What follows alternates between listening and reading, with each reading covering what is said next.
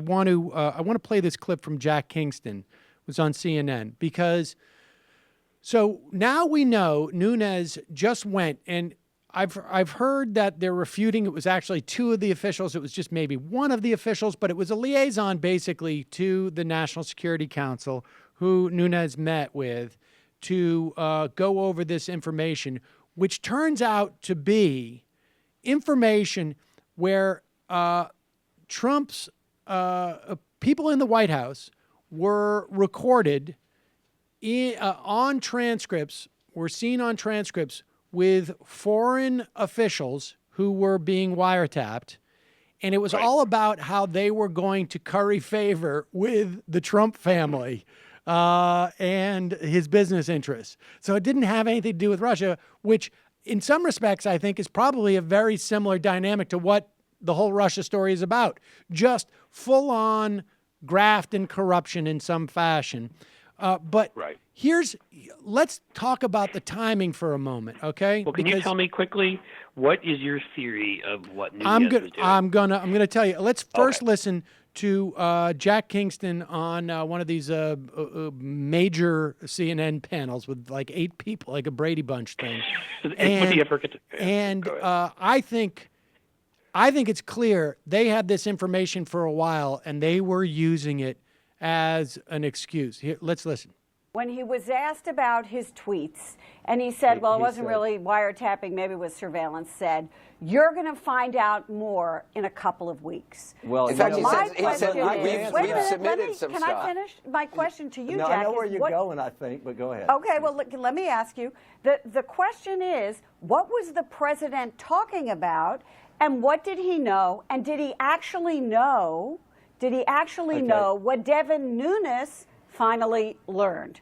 Well, let me say this. I have had the honor of meeting and talking to Donald Trump. He is a kind of optimistic guy who's always going to say, you're going to be very proud of the wall. We're going to build the wall. Mexico's going to pay for it. We're going to have more jobs. We're going to have jobs right and left. He is the kind of guy who will always kind of bet on the come. And say something like that, I don't think there's anything nefarious. I don't think, hey, Devin Nunes, we've got this orchestrated. I really and truly do not believe that they are organized enough to orchestrate something like this. So he was just making stuff up? So you're saying he was just making stuff up? He says that, yeah. I don't think I think it was a throwaway line. I think it was, you're going to be surprised at the information that comes out. I think he can say the same thing right now. And then when Sean Spicer said, wait till the end of the week to see what comes out, was he also just being optimistic? You know, that's you know what? I can't say anything about where Sean was coming from on that. I just know on the president, the way he talks, I would say that's the way. It was a throwaway line. Okay, so Cliff, here's the point. Aside from the fact that Jack Kingston feels like Donald Trump's just the type of guy like, hey, I don't know, give my kids money, companies money, and then we'll see. Maybe you guys will get that trade deal you wanted. Well, who knows? Isn't this the guy saying the world is going to blow up and crime is everywhere? I mean, yes. I'm just betting on the come. Way Escape from New York. Betting on the come. But here's the thing. It is quite clear that Donald Trump and Sean Spicer knew about this information for at least a couple of weeks before Nunes got this call that had him rush to the White House to get it. It seems to me that it is quite a coincidence that Nunes got this call on the day after he had been briefed by James Comey, because they wanted to get him to the White House after this briefing. And, on one hand, it could have been like, this is going to be a distraction. We're going to hold this material as a sort of a press distraction. But it also has, very conveniently, gives Devin Nunes complete cover for going to the White House and telling the White House everything that Comey told him.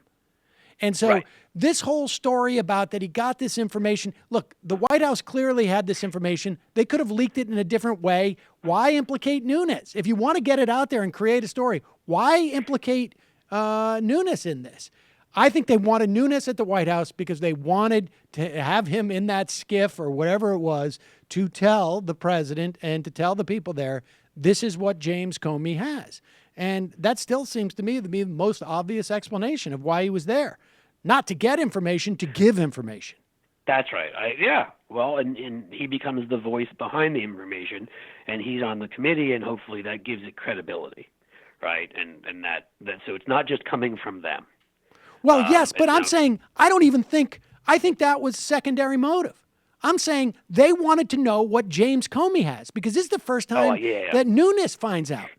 And they don't know what James Comey has. And so they want to know, because whatever it is, they want to be able to get their story straight if they ever get questioned. A, and B, they want to stop contact with, I don't know, whoever it is, whatever guys they're still talking to. In case what everybody's saying about Flynn, if he's turning state's evidence against them, then they need to start preparing. Hey, everybody, Sam Seder here. Donald Trump is a bad guy. Believe me. It's true. It is true. And you can subscribe to this channel by subscribing to this channel.